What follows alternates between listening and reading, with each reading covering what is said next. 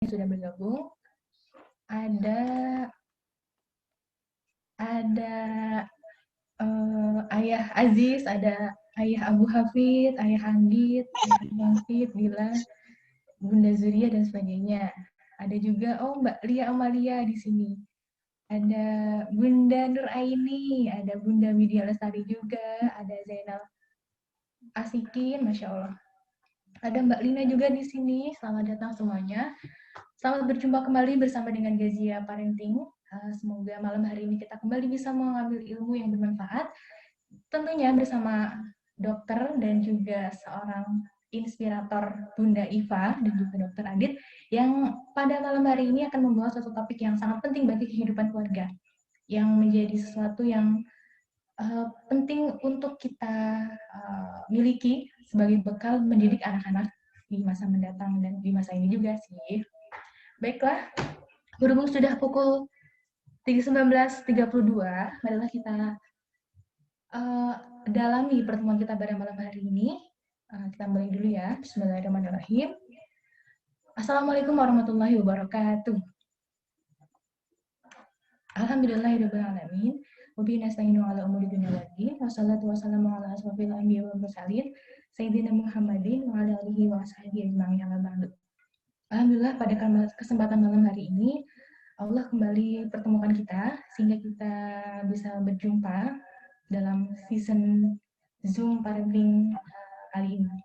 Pada Zoom Parenting kali ini kita akan membahas suatu topik tentang ayah, di mana sosok ayah ini adalah sosok yang sangat diperlukan dalam suatu keluarga. Tetapi banyak mungkin faktanya di luar sana keluarga yang masih kehilangan sosok ayah dalam keluarga. Seperti apa sih sebenarnya sosok atau peran penting dari seorang ayah, dan juga mengapa ayah harus hadir, dan berpengaruh apa kehadiran seorang ayah dalam keluarga. Marilah kita simak lebih dalam bersama Dokter Adit pada malam hari ini. Sebelum itu, marilah kita awali pertemuan kita dengan mengucap basmalah bersama. Bismillahirrahmanirrahim. Kembali mengingatkan pada teman-teman bunda-bunda semua dan juga ayah, silahkan mengikuti Gazia Zoom Parenting ini dengan penuh rasa bahagia dan juga semangat ya, karena pada malam hari ini semoga ilmunya bisa terikat oleh hati kita sehingga kita akan dimudahkan untuk mengamalkannya. Baiklah, tanpa berlama-lama, marilah kita persilahkan Dokter Adit untuk menyampaikan materinya. Kepada Dokter Adit, silakan. Oke, Assalamualaikum. Waalaikumsalam warahmatullahi wabarakatuh. Waalaikumsalam warahmatullahi wabarakatuh. Alhamdulillah, suara saya jelas ya? Jelas, Dok. Jelas. Oke, coba kita share screen dulu ya. Sudah muncul? Sudah. Presentasinya ya? Muncul ya? Muncul. Oke, siap. Ya, bismillahirrahmanirrahim. Assalamualaikum warahmatullahi wabarakatuh. Ya, alhamdulillah, puji syukur kita panjatkan kehadirat Allah Subhanahu wa taala ya, yang telah memperkenankan kita berkumpul kembali di forum Gazia Parenting ini ya. Alhamdulillah, shalawat serta salam semoga senantiasa tercurah juga kepada Nabi Muhammad SAW, teladan kita, panutan kita, role model kita gitu, dan juga para sahabat-sahabatnya, para tabiin, para tabiut tabiin, dan juga orang-orang yang istiqomah mengikuti jalan beliau hingga akhir zaman kelak. Ya, ayah bunda sekalian, terima kasih sekali sudah berkenan bergabung ya. Kita sharing-sharing lagi di forum ini. Untuk hari ini temanya judulnya Ayah Pulanglah. Ayah Pulanglah gitu ya. Jadi apa? Kita akan membahas tentang peran ayah dalam keluarga seperti apa gitu. Kita akan bahas di sini. Langsung saja ya. Nah, kita mulai dari selalu kita mulai dari why-nya dulu gitu. Dari alasan kenapa sih kita penting untuk membahas topik ini gitu. Apa? Ya karena ini ya, kita melihat dari berbagai macam kondisi sekarang ini, kita lihat kondisi pemuda Indonesia hari ini seperti apa, kondisi anak-anak kita seperti apa gitu, ancaman-ancaman yang ada di luar seperti apa gitu. Nah, banyak sekali kejadian-kejadian yang atau kondisi-kondisi yang memang menurut saya menyedihkan ya, yang harus kita sadari sama-sama gitu. Yang pertama ini ya, LGBT ya luar biasa gitu kan. Sekarang marak sekali, dulu ngumpet-ngumpet gitu ya, dulu kegiatan ini tersembunyi, dulu penyimpangan fitrah ini tersembunyi, sekarang sudah sangat masif, sudah sangat terang-terangan, tidak malu-malu untuk dimunculkan, bahkan sudah jadi gerakan politik gitu di berbagai belahan dunia gitu kan, sudah sangat permisif sekali, dan itu mengancam anak-anak kita gitu, mengancam generasi muda, bahkan juga mengancam orang-orang yang seusia kita gitu, seusia bapak-bapak ini juga terancam juga gitu, sama juga gitu. Nah, kalau saya sebagai dokter, impact-nya sudah sangat sangat saya rasakan dan saya lihat gitu. Saya dokter spesialis saraf gitu. Waktu saya masih studi di Jogja gitu, di Bangsal Saraf itu banyak ya saya jumpai orang-orang LGBT yang pada akhirnya ya rawat inap di Bangsal Saraf. Dan kalau orang LGBT itu biasanya mayoritas hampir semua ya dengan HIV positif itu sudah mondok di sana, otomatis biasanya ya sudah parah ya, sudah ada infeksi otak gitu, toxoplasmosis dan sebagainya, sehingga ya istilahnya tinggal nunggu mati aja gitu. Itu menyedihkan ya. Gitu. Padahal masih muda-muda gitu kan, mayoritas yuk ganteng-ganteng dan sebagainya, mayoritas bahkan juga berpendidikan tinggi, itu sangat menyedihkan. Nah itu soal LGBT. Ada juga soal ini ya, yang mungkin terlihat sepele tapi kemudian kalau tidak ditangani serius juga akan membahayakan untuk masa depannya ya. Jadi kebiasaan mencontek, kebiasaan cheating lah apapun bentuknya gitu. Ketika sekolah dijadikan wajar atau bahkan dijadikan budaya, ya kedepannya nanti akan lahir orang-orang yang mental cheating juga gitu. Padahalnya terbentuknya koruptor gitu kan, manipulasi anggaran orang-orang yang seperti itu. Kemudian juga orang-orang yang oportunis mencari jabatan untuk kepentingan dirinya sendiri gitu kan. Seperti sekarang ya era pandemi itu lucu ya kalau kita mau bahas, semuanya harus ditekan, nggak boleh sekolah, nggak boleh kerja dan sebagainya, tapi pilkada harus jalan terus gitu kan, lucu. Itu panjang kalau mau dijabarkan.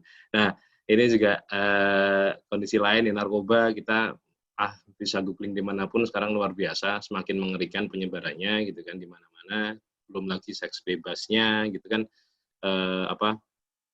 luar biasa ya, itu yang harus kita waspadai ya, betapa anak-anak kita sangat terancam dari narkoba ini dan juga seks bebas.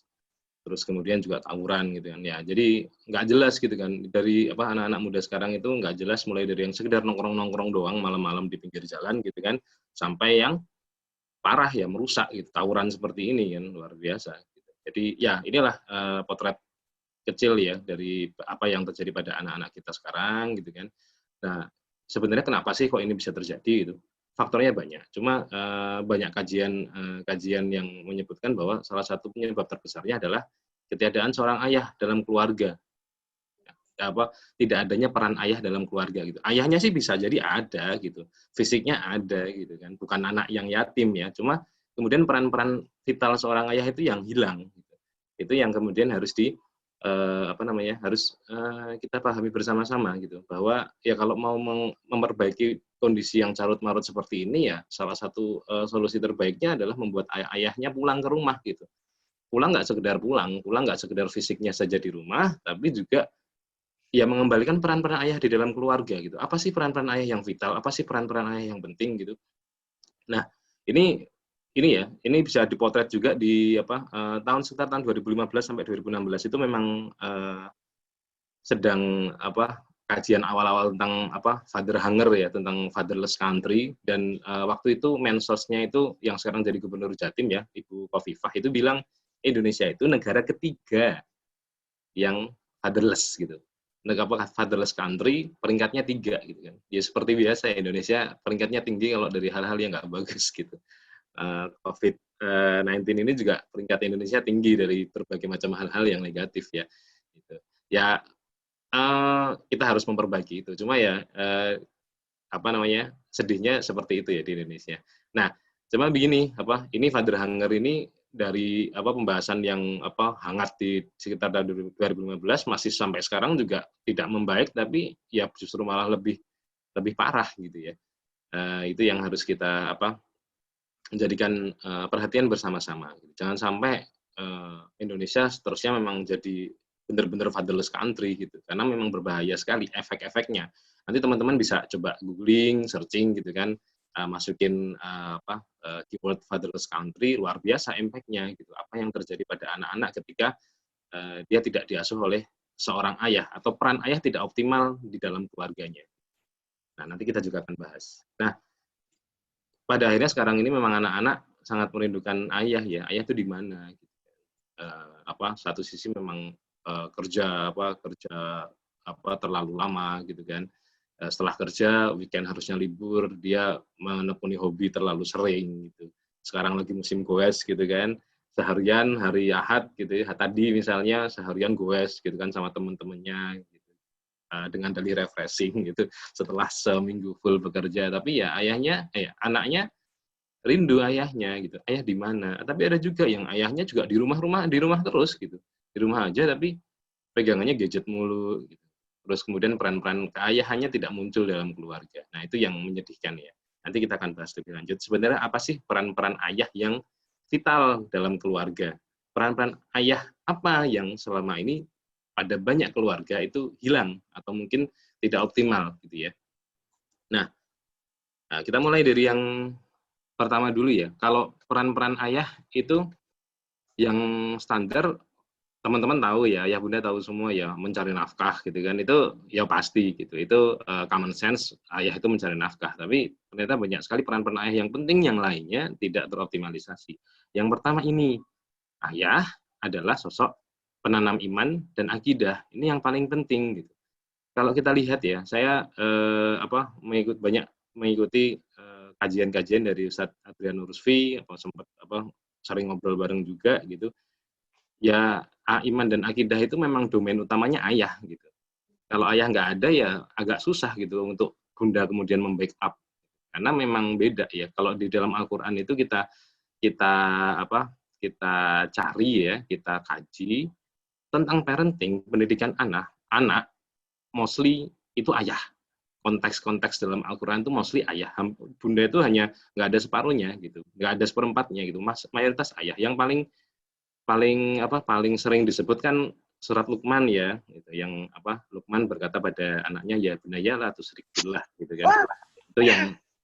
Itu yang paling penting ya, paling mengemuka. Dan kalau kita lihat simpel amat gitu omongannya, la tusyrik billah gitu kan, jangan sekutukan Allah gitu kan. Sesungguhnya mensekutukan Allah atau syirik itu adalah sebuah kezaliman yang besar gitu. Nah, itu kan kata-katanya simpel ya. Cuma memang ya karakter ayah seperti itu gitu. Ayah itu bukan mayoritas itu bukan orang yang banyak bicara. Bicaranya sedikit, tapi kemudian dalam dan tajam gitu. Nah, itu yang menghujam ke hati anak gitu. Nah, yang kemudian lebih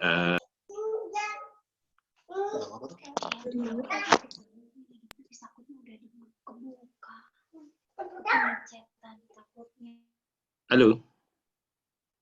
Ya, lebih dari itu ya, jadi lebih nancep lah di anak kalau ayah yang bicara, ayah yang berperan gitu. Tuh. Oke, ini yang tadi di mute dulu ya. Yang ayah bunda yang mungkin lupa nge-mute mikrofonnya, silahkan di mute dulu. Siap? Oke. Nah, itu pentingnya peran ayah, karena memang beda ya, iman dan akidah itu berbeda dengan akhlak. Kalau akhlak itu memang pembelajarannya itu harus dengan dicerewetin gitu, itu domainnya bunda gitu. Bunda kan ya mostly kan cerewet ya, ngomong terus. Jadi misalnya anaknya gitu, nggak boleh ngomong seperti itu, kamu itu nggak sopan gitu. Harusnya sama orang lain itu begini, harus baik, harus banyak senyum dan sebagainya. Itu kan memang harus diulang-ulang terus ya, harus dicerewetin ya, itu kan akhlak ya. Itu bunda domainnya. Tapi kalau iman dan akidah itu mostly domainnya adalah ayah. gitu. Domainnya adalah ayah. Nah, contohnya sesimpel itulah kita memasukkan nilai-nilai iman dan akidah dalam setiap omongan kita, dalam setiap tindakan kita, karena memang anak-anak itu lebih banyak melihat tindakan kita gitu kan, apa yang kita lakukan setiap hari gitu kan, apa yang kita obrolkan setiap waktunya dengan mereka gitu. Jadi diusahakan sebagai ayah kita bisa mengaitkan setiap kecil apapun yang terjadi dengan Allah gitu ya. Banyak dialog-dialog dialog-dialog ayah anak itu yang penting harus sering dilakukan gitu, dan harus sering dikaitkan dengan Allah gitu. Apalagi terkait dengan ibadah gitu. Misalnya ketika lihat gunung gitu, wah gunungnya keren sekali ya, bagus sekali ya. Iya, alhamdulillah itu gunung itu ciptaan Allah. Allah luar biasa ya, gitu, sudah menciptakan gunung yang luar biasa besar. Allah hebat sekali gitu kan. Kenapa Allah ciptakan gunung? Karena Allah sayang sama kita gitu. Allah ingin membuat kita misalnya membuat lingkungan kita sejuk, gunung banyak pohon, gitu. Allah pengen lingkungan kita banyak oksigen gitu kan, pohon bisa menghasilkan oksigen, itu kebesaran Allah juga gitu kan, pohon bisa menghasilkan oksigen dan sebagainya. Every little thing gitu, itu dikaitkan dengan Allah. Gitu. Terkait dengan juga ketika anak mungkin mulai belajar sholat misalnya, atau melihat ayahnya sholat gitu kan, kenapa sih ayah sholat gitu? Nah, dikaitkan dengan hal-hal positif terkait dengan Allah ya, terkait dengan iman dan akidah itu. Ya, ayah sholat karena pengen berterima kasih sama Allah, karena selama ini Allah kan sudah baik sekali sama kita. Allah sudah ngasih kita baju, Allah sudah ngasih kita rumah, Allah sudah ngasih kita mungkin mainan buat adik, buat kakak dan sebagainya. Itu yang paling penting ya, penanam iman dan akidah. Nah, harus terus digaungkan, dan ayah menjadi tokoh sentral di situ. Oke. Nah, kemudian peran selanjutnya ya, yang penting adalah ini saya ambil termnya dari Ustadz Adrian Rusdi ya, ayah sang raja tega dan bunda sang pembasuh luka gitu. Nah, ini yang saya rasa penting untuk kita bahas gitu. Karena pada akhirnya ya strong father, strong family gitu. Artinya memang kalau ayah yang kuat gitu menjadi keluarga yang kuat. Kuat dalam hal apa? Ya dalam banyak hal, bukan sekedar kuat fisiknya saja ya, tapi kuat dalam banyak hal gitu. Kenapa sih ayah sang raja tega gitu, bunda sang pembasuh luka? Karena selama ini mayoritas pola pengasuhan kita itu memang nggak tega gitu kan, nggak tegaan gitu. Beda sama generasi kita sebelumnya gitu. Generasi milenial itu relatif dididik dengan lembek gitu. Bahkan termasuk saya kan masih generasi milenial ya, generasi milenial awal gitu kan. Itu juga relatif dididiknya tidak sekeras dengan itu, tidak setega dulu gitu. Yang itu menurut saya penting ya untuk bisa tega gitu. Karena esensi pendidikan juga salah satunya tega itu gitu. Jadi kita ambil contoh soal bully ya, soal bullying gitu. Kita lihat dari perspektif yang berbeda gitu. Selama ini kalau kita dengar bully gitu kan, yang hadir kan memang wah bully itu nggak baik, kita harus menghilangkan bully, kita harus melindungi anak kita dari bullying gitu. Anak yang suka bully temannya itu jahat gitu, harus dihukum bla bla bla macam-macam. Point of view-nya adalah perlindungan pada anak ya, perlindungan pada anak itu. Which is good gitu, bagus sekali. Artinya memang ya benar gitu, anak harus dilindungi. Tapi satu sisi ada satu sisi lain yang memang harus kita lihat bahwa ya satu sisi ya kita susah ya untuk meniadakan bully itu ya. Jadi karena faktanya dari zaman dulu ada bully itu gitu. Sekarang aja kan mungkin beberapa waktu belakangan ini, beberapa tahun belakangan ini yang banyak didengungkan soal anti bullying dan sebagainya. Padahal ya dari zaman dulu saya kecil itu bully sudah sangat lekat dengan saya pribadi. Saya dulu juga korban bully kan. Saya dulu gemuk gitu. Sekarang masih ya agak gitu. Dulu saya gemuk, kemudian dibully verbal luar biasa gitu kan. Saya kalau olahraga pasti di posisi paling belakang gitu kan kalau lari dan sebagainya, dibully luar biasa. Saya masih ingat kata-kata julukan yang mereka teman-teman sampaikan ke saya, julukan-julukan negatif seperti itu. Ya itu saya masih ingat sekali. Saya masih ingat sekali nama lengkap teman-teman yang suka bully saya masih ingat sekali. Tapi ya that's life gitu. Itulah hidup gitu. Kita nggak bisa terus-terusan teman kita maunya yang care-care aja lah, yang sayang-sayang aja, yang baik-baik aja gitu. Ya nggak bisa gitu. Itu menyalahi fitrah hidup ya. Artinya hidup itu kan memang ada yang jahat, ada yang baik dan seterusnya, dan itulah sebenarnya satu sisi bully itu adalah sebuah miniatur realita di lapangan gitu. Jadi ketika alhamdulillah saya pribadi efek bully itu memang terasa gitu. Saya jadi orang yang tidak pede, saya jadi orang yang penyendiri, saya jadi orang yang mungkin kalau dari kepribadian 4 kepribadian versi Florence Littauer itu saya jadi semakin melankolis ya, melankolis gitu kan, semakin terbentuk karena memang bakatnya juga melankolis gitu. Cuma ya tadi alhamdulillah dengan pertolongan Allah juga akhirnya bully itulah yang kemudian membuat saya sekarang ini juga relatif lebih tough ya, lebih tangguh dibandingkan misalnya ketika saya tidak mendapatkan bully ketika kecil gitu. Karena memang lingkungan saya juga tidak kemudian misalnya ketika saya dibully terus kemudian ayah saya datang ke sekolah mukulin anak yang bully saya, kan enggak gitu kan. Jadi I have to fix it by myself gitu kan. Satu sisi memang ya itu yang harus ditumbuhkan gitu. Jadi anak-anak jadi kuat gitu. Anak-anak jadi tangguh. Saya ingat banget gara-gara bully itu saya jadi orang yang tidak bisa ngomong di depan umum ya. Kalau ngomong di depan umum saya gemetar, tremor gitu kan. Gemetar, benar-benar gemetar, terlihat gemetar itu sampai kuliah saya masih seperti itu gitu, sampai akhirnya kemudian ya dengan izin Allah gitu saya kuliah ikut banyak organisasi dan sebagainya. Alhamdulillah membaik gitu. Sampai sekarang saya juga beberapa kali kan juga alhamdulillah bisa berbicara di depan umum di banyak kesempatan gitu. Kadang-kadang masih trembling, masih tremor, cuma alhamdulillah jauh berkurang.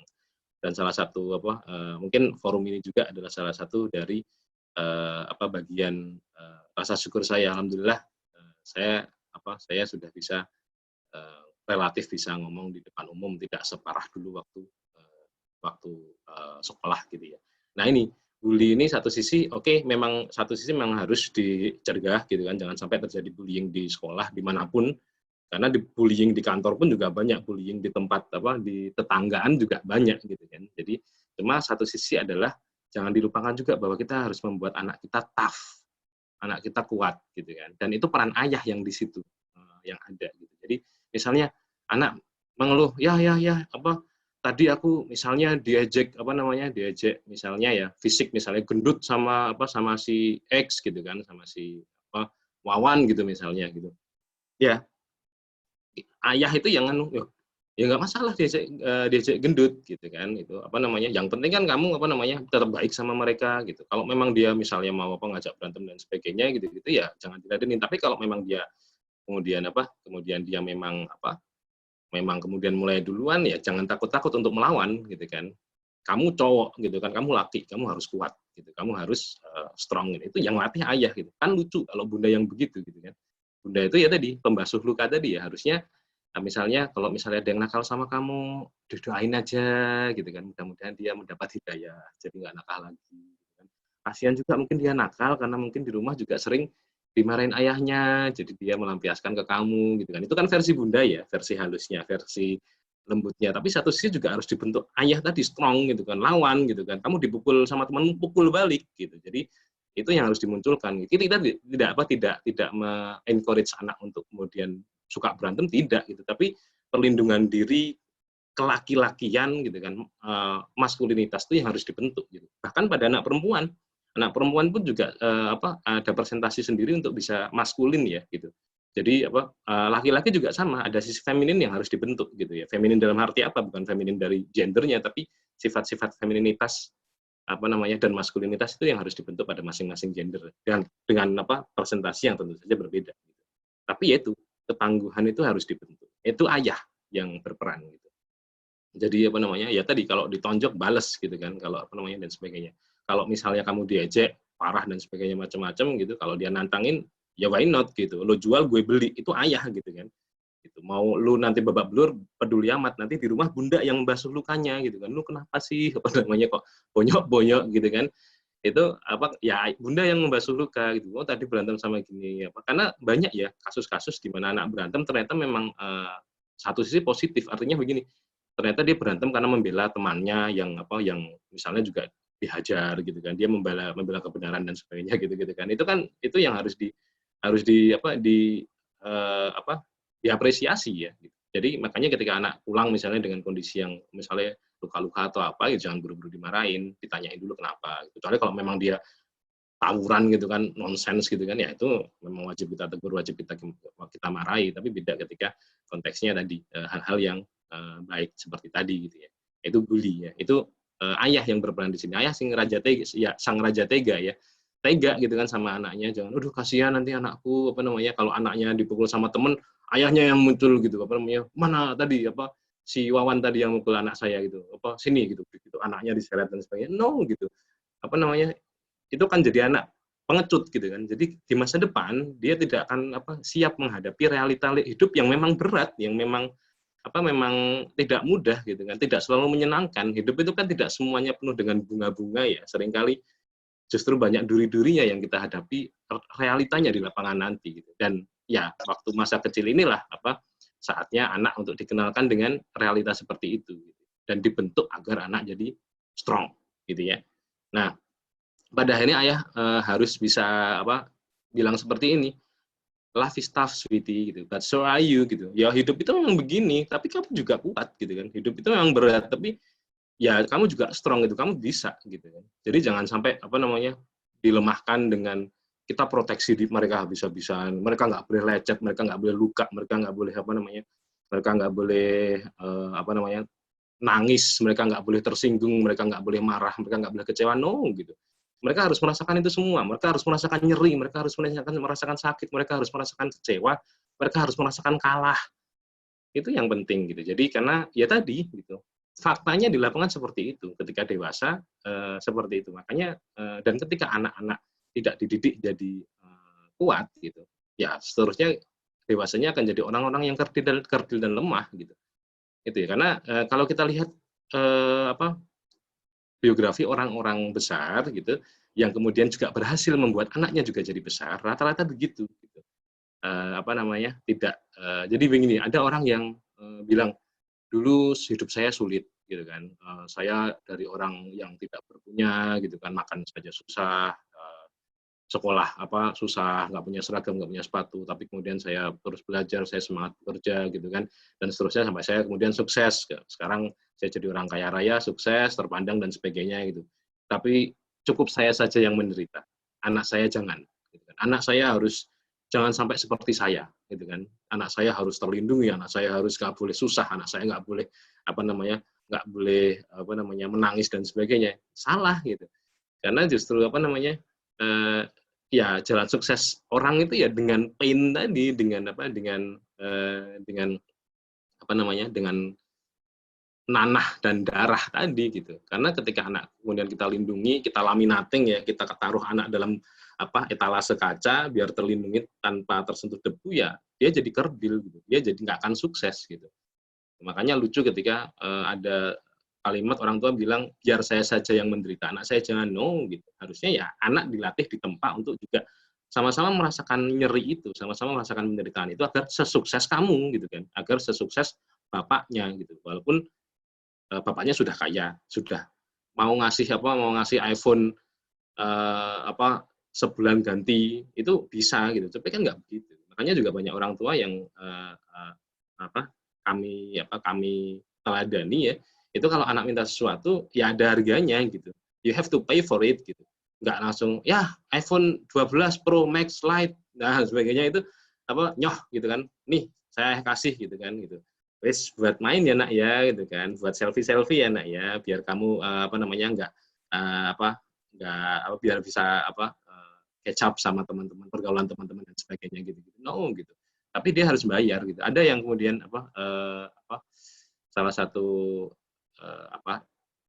pasangan yang menginspirasi kami itu kalau anaknya mau sesuatu, dia harus buat proposal dulu. Saya mau MacBook Pro gitu kan, gitu. Buat proposal dulu gitu. Jadi ngapain? Kenapa kamu butuh MacBook Pro gitu kan? Buat apa gitu kan? Kamu tahu nggak harganya berapa gitu kan? But you have to pay for it gitu. Kamu siap struggling apa untuk mendapatkan ini gitu. Jadi misalnya kalau Ustadz Adriano Rusfi itu bilang kalau waktu kecil ya setiap kali anak minta sesuatu, anak harus bayar 10% dari harga. Misal minta motor. motornya katakanlah harganya 15 juta. Anak harus bisa menyediakan 10% dari harganya. Ya, jadi anak harus bisa menyediakan 1,5 juta gitu. Dan dia harus piye carane agar uang segitu harus ada gitu. Entah dia misalnya bantuin kerjaan ayahnya gitu kan. Kalau Ustadz Adrianus Rizvi kan psikolog ya. Nah, anaknya disuruh bantuin isi merekap hasil psikotes dan sebagainya gitu-gitu. Itu juga dihargai, dibayar gitu loh sama ayahnya. Tapi kan dia put an effort to get something gitu kan. Tidak semata-mata sakdet ya, istilah Jawanya itu. Minta sama ayah iPhone, kling jadi gitu. Ayah MacBook, kling jadi, no gitu. Justru itu yang harus dibentuk. Gitu. Nah, itu soal tadi ya, soal ayah sang raja tega tadi ya. Jadi ayah harus tadi cowoknya itu harus dapat. Maskulinitas, bukan cowok saja ya, tapi maskulinitas harus dapat. Gitu.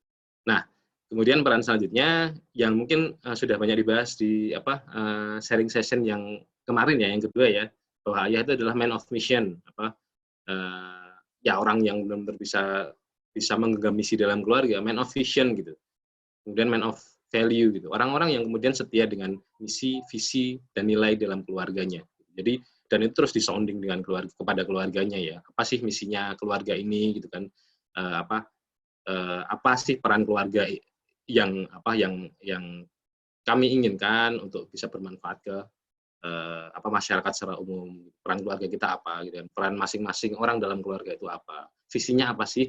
Kita pengen jadi keluarga yang seperti apa sih di masa depan gitu kan? Kita pengen ngapain sih? Misalnya, kita pengen nanti keluarga kita bisa membentuk pesantren sendiri gitu kan. Nanti anak pertama jadi ustadznya di situ, kamu nanti sekolah di Madinah dan sebagainya. Itu kan bisa sharing dari awal ya.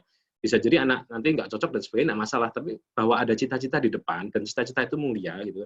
Why-nya tadi mulia, bukan sekedar agar kamu sukses, agar kamu jadi orang terpandang gitu kan, no gitu, tapi agar kita bisa bermanfaat pada sebanyak mungkin manusia, sebanyak mungkin masyarakat gitu. Bikin pesantren, bikin sarana pendidikan yang gratis misalnya, atau kemudian murah misalnya, bikin bukan penampungan, bikin shelter untuk orang-orang tidak mampu, untuk kita didik dan sebagainya, anak jalanan dan sebagainya. Ya, itu meaning, itu value gitu. Kemudian itu visi yang tidak sekedar tentang kami, tentang saya, tapi juga tentang kemanfaatan dengan orang lain. Karena bagaimanapun kan keluarga kita tujuannya kan ke surga ya.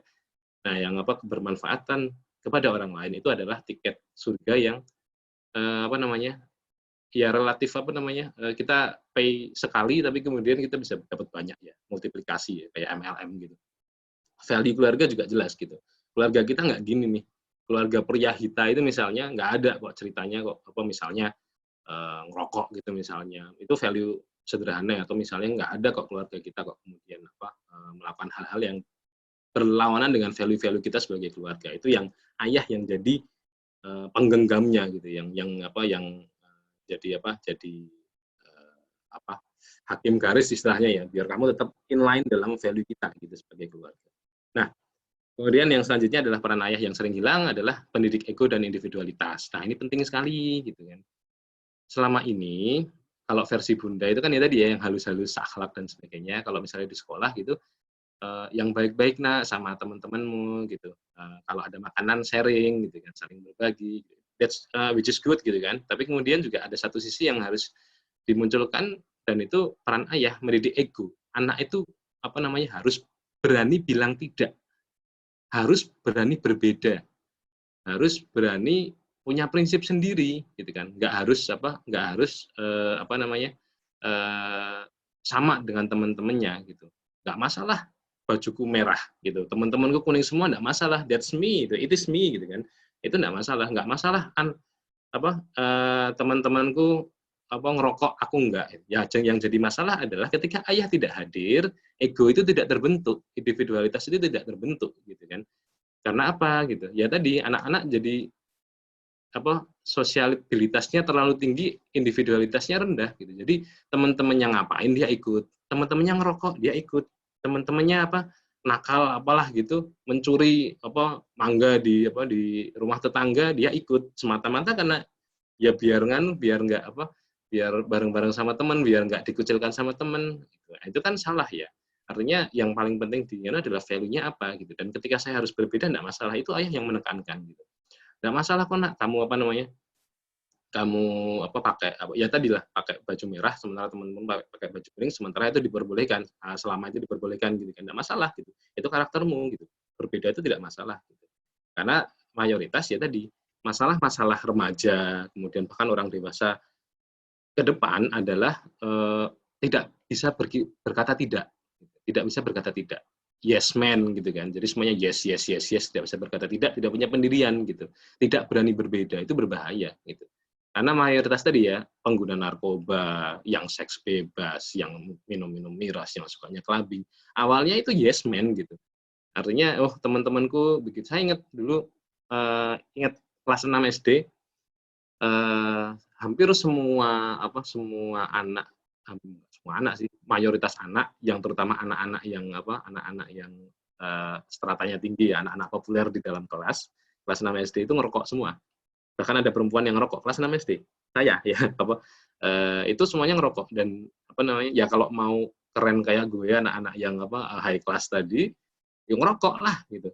Nah itu ya alhamdulillah gitu saya juga ya karena saya juga tadi ya sering dibully dan sebagainya termasuk anak yang golongan rendah gitu kan, kita alhamdulillah juga terhindar dari itu. Tapi prinsipnya adalah ketika terjadi hal-hal seperti itu kita bisa menolak gitu, dan itu ayah yang menekankan berani berbeda gitu ya. Pada akhirnya juga ya nih you have to be a trendsetter bukan sekedar follower gitu kan. Itu ayah yang menekankan. Nggak masalah berbeda, nggak masalah kan. Yang penting value dipegang gitu.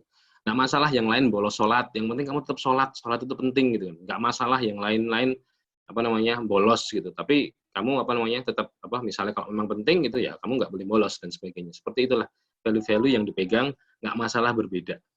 Itu ayah yang menekankan. Karena ya tadi kalau tidak nanti ke depan akan sangat susah gitu.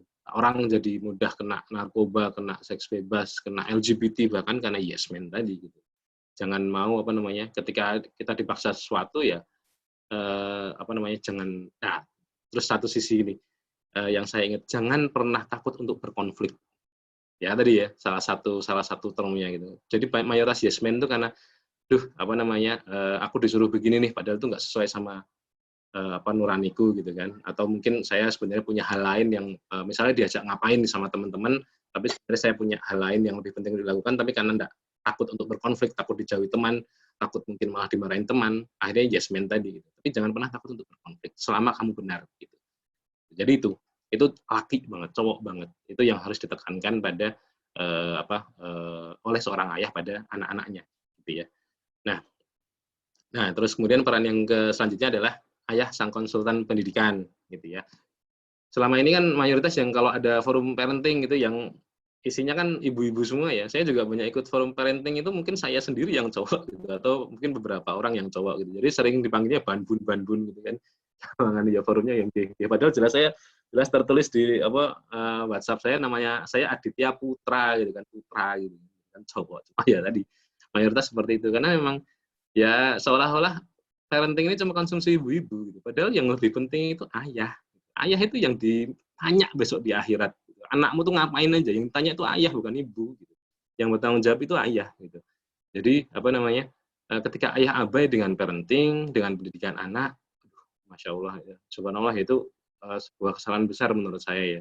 Tidak saja di dunia ini, tapi juga nanti di akhirat gitu. Kita tuh ditanya loh, gitu anakmu tuh kok iso toh anakmu ini kok seks bebas begini jadi ahli maksiat seperti ini gitu, kok iso begini yang diwai gitu loh. Mungkin besok akan ditanya Allah seperti itu gitu, kamu tuh ngapain aja kerja terus gitu kan dari pagi sampai dini hari gitu kan, padahal kewajiban itu nggak cuma kerja gitu, kewajiban itu nggak cuma nyari duit gitu kan, ada kewajiban lain yang kamu harus penuhi juga sebagai ayah gitu, sebagai suami juga. Nah disinilah harusnya ayah harus mulai ikut ya banyak belajar tentang parenting, pada akhirnya jadi konsultan ketika bunda bingung ya nih anak-anak rewel terus nih, nakal nih, tadi misalnya lemparin batu ke kolam gitu kan, ikannya pada mabok gitu dan sebagainya apalah, terus kemudian anak-anak dari mecahin piring bla bla bla dibilangin terus nakal malah teriak-teriak dan sebagainya gitu ya ayah yang jadi konsultan gitu, kemudian oke, yowes biar ayah yang turun tangan itu peran ayah di situ gitu, ayah konsultan gitu. Jadi karena ayah itu kepala sekolah gitu, bukan bukan tamu yang datang pulang lagi no gitu. Tapi ayah kepala sekolahnya. Ketika ada something wrong dengan sekolah itu ya ayah yang dituntut, ayah yang kemudian jadi penanggung jawab, ayah yang harus turun tangan. Nah, itu peran selanjutnya ya. Nah, selanjutnya yang ini pekerjaan dan anak. Ini sebenarnya dua hal yang mungkin memang tidak perlu dipertentangkan ya, pekerjaan dan anak. Cuma faktanya itu memang seringkali bertentangan, bersinggungan. Kita harus memilih gitu, pekerjaan atau anak. Gitu. Nah, kalau saya pribadi, gitu, selama anak-anak saya punya prinsip begini, selama anak-anak saya masih balita, selama anak-anak saya masih kecil usia SD, gitu kan, selama anak-anak masih belum remaja ya, belum pemuda ya istilahnya, belum lebih senang dengan anak-anak sebayanya, gitu, saya akan lebih banyak di rumah, gitu kan, saya akan lebih banyak membersamai mereka, gitu, karena memang ya itu yang penting buat anak-anak gitu. Karena saya kan banyak sharing cerita sama dokter-dokter spesialis senior gitu kan yang sudah sukses, yang sudah kaya dan sebagainya. Pada akhirnya mereka menyesal. Kenapa kok dulu waktu anak-anak saya masih kecil, masih SD, masih balita, saya mempeng terlalu kenceng prakteknya, terlalu kenceng kerjanya dari pagi sampai dini hari. Teman-teman bisa lihatlah mayoritas spesialis, dokter spesialis itu kan di kota teman-teman semua itu kan rata-rata kan sibuk ya gitu. Jadi pulang malam lah, berangkat pagi pulang malam gitu. Bahkan banyak yang sampai dini hari. Saya itu pernah menggantikan praktek senior saya sekali, dan mulai dari jam 2 siang selesainya jam setengah 11 malam, itu nonstop, cuma berhenti sholat saja, saya nggak makan waktu itu. Dan itu kan udah luar biasa capek, besoknya saya vertigo, besok pagi bangun vertigo, karena capek sekali. Gitu. Dari pagi, saya sudah pagi praktek sendiri, terus siang menggantikan senior, itu seperti itu. Tapi ternyata ada juga dokter spesialis yang dari siang juga, mulai hampir sama seperti saya, selesainya dini hari, karena pasiennya banyak sekali, gitu, luar biasa. Dan itu setiap hari begitu kan mengerikan ya. Selain karena tidak sehat juga, ya terus anak-anak dapat apa gitu. Istri itu dapat apa di rumah gitu. Dapat capeknya doang gitu. Itu kan kasihan ya. Nah, saya pernah ini saya ingat sekali gitu. Saya pernah ya suatu sore duduk sama Nasita, anak saya yang pertama ya, sulung saya gitu. Ya sambil saya peluk gitu. Kak gitu. Kalau saya manggil kan kakak gitu. Kak, kakak suka mana sih? Ayah itu sering kerja gitu kan, sering di rumah ya, di rumah sakit gitu kan, sering kerja, nanti berangkatnya pagi gitu kan, nggak sempat mandiin kakak gitu, terus kemudian pulangnya malam, kakak udah bubuk gitu. Tapi setiap kali pulang ayah bawa mainan loh, setiap kali pulang ayah bawa makanan, enak-enak makanannya, karena ayah kan banyak uang kalau kan banyak kerja gitu. Jadi setiap hari ada mainan baru gitu. Ayah mau yang begitu, atau misalnya ayah nggak banyak kerja di luar gitu, ayah banyak di rumah aja gitu, banyak di rumah sama kakak gitu, main-main guling-guling gitu di kasur gitu, main sama kakak itu. Tapi ya tadi ayah nggak bisa beliin banyak mainan karena uang ayah kan mungkin nggak banyak ya, jadi makanan juga ya seadanya aja, nanti bunda masak apa gitu, jadi nggak ada makanan yang enak-enak, nggak sering-sering gitu, makan mainan juga ya seadanya aja gitu, mungkin 3 bulan sekali baru ayah beliin gitu. Tapi ya kemudian ya yang sangat menyentuh hati saya, Nasita kemudian bilang, kakak maunya ayah di sini aja sama kakak, nemenin kakak gitu, nggak apa-apa, kakak nggak dibeliin mainan, nggak apa-apa kakak nggak dibeliin makanan, mainan kakak udah banyak kok, kakak juga udah kreatif bikin mainan sendiri gitu kan. Itu yang kemudian sangat tertancap banget di diri saya. Dan setelah momen itu sering sekali Nasita mengulang lagi gitu. Ketika saya mau kerja itu ngendolin gitu, ngelendotin gitu, terus ayah di sini aja, nggak apa-apa, ayah nggak dikasih, anak kakak nggak dikasih mainan, ayah nggak usah kerja gitu kan. Padahal kerja saya juga sudah santai sekali itu, dari pagi itu jam 9 baru berangkat, terus kemudian siang itu sudah di rumah lagi, itu kan sangat santai ya.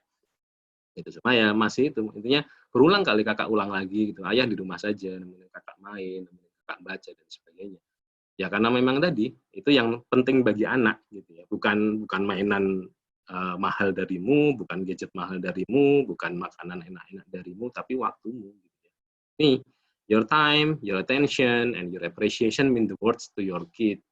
Jadi ya tadi anak-anak itu teman-teman bisa coba lah gitu apa namanya waktu kita di rumah atensi kita sama dia ketika dia ngomong, dia ngobrol, dia curhat, dia nangis, kita perhatikan itu tuh yang mahal, itu yang mereka butuhkan gitu. Apresiasi kita, anak-anak itu luar biasa, craving for appreciation-nya itu luar biasa. Jadi ketika ya biasa ya Nasita itu suka gambarnya dari awal kan ya anak kecil kan gambarnya absurd gitu kan, tapi wah Masya Allah keren sekali gambarnya Kak Nasita, bagus, ayo Kak gambar lagi, itu Masya Allah, saya ingat banget wajahnya, luar biasa gembiranya, dia lonjak-lonjak girang gitu kan, padahal ya gambarnya absurd gitu, entah gambar apa gitu, cuma kan kita apresiasi dan dia terus sering gambar terus kemudian ketika saya pulang kerja dia nunggu di tangga atau di itu untuk menunjukkan gitu menunjukkan gambar ya ini hadiah buat ayah, gambaran gitu, gambar dia semakin lama semakin bagus, kita terus apresiasi dan itu yang membuat dia bahagia, bukan mainan gitu. bukan apa yang lain tapi apresiasi kita bahwa kita menghargai hasil karya mereka. Ini di rumah saya ini kan kita punya idealisme ya, rumah harus bersih, rumah harus terlihat instagramable, eye catching dan sebagainya. Tapi ya pada akhirnya sering ditempelin hasil karya anak gitu kan, gambar-gambar tempel-tempel, kalau dari estetika ya nggak estetis, tapi ya itu ya harga diri anak, itu itu kebahagiaan anak, ya biarin aja gitu. Rumah penuh coretan dan sebagainya, kita apresiasi, Masya Allah gitu, gambarnya bagus ya di dindingnya gitu. Tapi kemudian ya kemudian kita bilang nanti naik gambar di buku dan sebagainya gitu. Cuma kan ya kita apresiasi gitu. Nah, itu yang paling penting. Ini yang mahal buat anak gitu. Dan ini yang nggak akan bisa balik. Jadi tadi yang saya cerita, banyak dokter spesialis senior yang sudah yang sudah sepuh gitu juga. If only I can turn back time gitu kan. Ketika anak-anak saya masih kecil, saya ingin membersamai dia. Gitu. Karena ya tadi itu nggak bisa balik gitu. Duit itu bisa dicari entar-entaran gitu. Tapi kemudian kalau waktu dengan anak gitu kan, kedekatan dengan anak, pembentukan anak, pendidikan anak, yang penting iman, akidah dan sebagainya, itu yang nggak bisa dibayar, karena mayoritas juga anak-anak yang tidak dekat dengan orang tuanya itu jadi anak-anak yang bermasalah ke depannya gitu. Walaupun dia kaya, walaupun dia sukses, nah itu kan yang nggak kita inginkan kan. Makanya prinsipnya gini, selama anakmu masih SD, masih balita, jangan kerja banyak-banyaknya di rumah gitu. Secukupnya adalah kerja. Ya laki-laki harus kerja, iya, karena nafkah harus rajin, iya. Tapi kemudian secukupnya aja. Kita mungkin punya kesempatan untuk bisa dapat uang lebih banyak dengan misalnya kalau dokter praktek lebih banyak tempat dan sebagainya. Tapi ketika kita punya opsi untuk di rumah saja, please, saya minta untuk choose untuk tetap di rumah saja, temenin anak, gitu kan. Itu dirimu di masa depan akan sangat berterima kasih kepadamu di masa ini untuk memilih pilihan itu. Karena ya udah banyak lah cerita-cerita senior yang seperti itu. Makanya saya juga ayah saya juga sama gitu, bapak saya juga sama bilang seperti itu gitu. Batasnya adalah maghrib kamu harus di rumah. Itu syukur-syukur kalau sebelum maghrib sudah di rumah gitu. Kamu belajar agama, kamu didik anak dan sebagainya, itu yang penting gitu. Jangan kayak bapak dulu. Bapak saya dulu kalau praktek itu sampai jam 9, setengah 10 gitu kan. Gitu. Jangan seperti bapak dulu. Jadi yes, kemudian ya kita belajar dari kesalahan orang lain ya gitu. Kita juga bisa menjadi baik seperti itu. Makanya yuk, ketika memang pekerjaan dan anak harus dipertentangkan, pilih anak gitu ya. Saran saya seperti itu. Ya walaupun konteksnya akan sangat berbagai macam, tidak harus selalu anak yang didahulukan, tapi garis besarnya kalau bisa sih, kalau memang kemudian kalau kita memilih pekerjaan anak harus terkorbankan, please pilih anak gitu ya. Nah terus next pada akhirnya di atas semua itu ini ya cukup dengan pengingat surat At-Tahrim ayat 6 itu cukup. Wahai orang-orang yang beriman, jagalah diri kalian dan keluarga kalian dari api neraka yang bahan bakarnya adalah manusia dan batu. Dengan ini saja cukup bagi seorang ayah untuk kemudian takut. Besok itu kita ditanya sama Allah gitu. Lu apain aja istrimu gitu, kemudian anak-anakmu gitu, kok istrimu kok nggak berhijab keluar rumah gitu kan, istrimu kok ya seperti itulah gitu, anak-anakmu kok ahli maksiat dan sebagainya, itu kamu tuh ngapain aja gitu kan, itu ya itu akan ditanya gitu. Jangan sampai kemudian di yaumul mizan kelak, di yaumul akhir kelak nanti kita jadi tersangka ya, karena anak-anak kita juga nanti akan menggugat kita, ayah saya itu nggak pernah didik saya gitu. Jadi saya ahli maksiat begini. Ayah saya itu nggak pernah ngajarin sholat. Ayah saya itu nggak pernah ngajarin ngaji. Ayah saya itu nggak pernah ngenalin saya sama Allah gitu. Nggak pernah ngenalin siapa sih Tuhan saya. Nggak pernah ngenalin betapa luar biasanya Tuhan saya. Nanti kita akan ditanya. Itu yang bikin kita nangis ya kalau kita tidak mengutamakan keluarga gitu. Jadi ya itu cukup sebenarnya ayat ini untuk jadi pengingat. Nah, ini juga hadis juga sama ya, setiap kita akan diminta pertanggungjawabannya, masing-masing juga sama, tapi terutama seorang ayah, seorang laki-laki sebagai suami juga itu pertanggungjawabannya akan lebih besar gitu ya. Oke, mungkin itu dari saya. Mungkin ada sedikit tambahan dari Bunda ya, terkait dengan beberapa hal yang bisa disampaikan Bunda gitu. Nanti sambil kalau ada pertanyaan kita silakan ditulis di kolom komentar gitu, nanti bismillah kita bahas bersama-sama. Monggo silakan Bunda.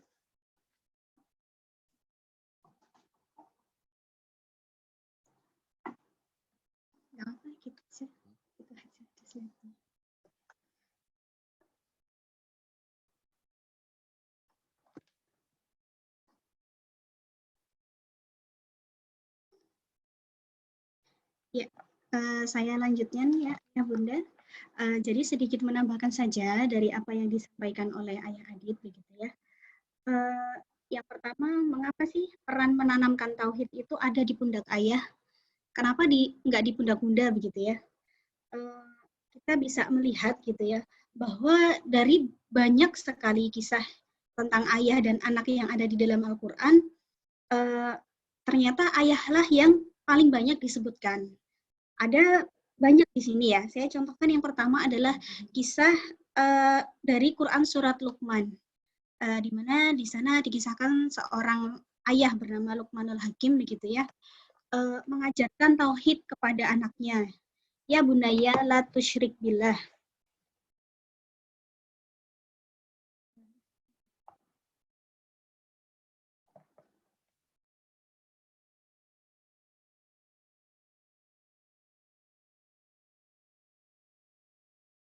Ya bunaya la tusyrik billah begitu ya. Janganlah ya anakku janganlah mempersekutukan Allah begitu ya. Di sini Luqman menyampaikan perannya sebagai ayah dalam menanamkan tauhid kepada anaknya begitu ya. Janganlah mempersekutukan Allah.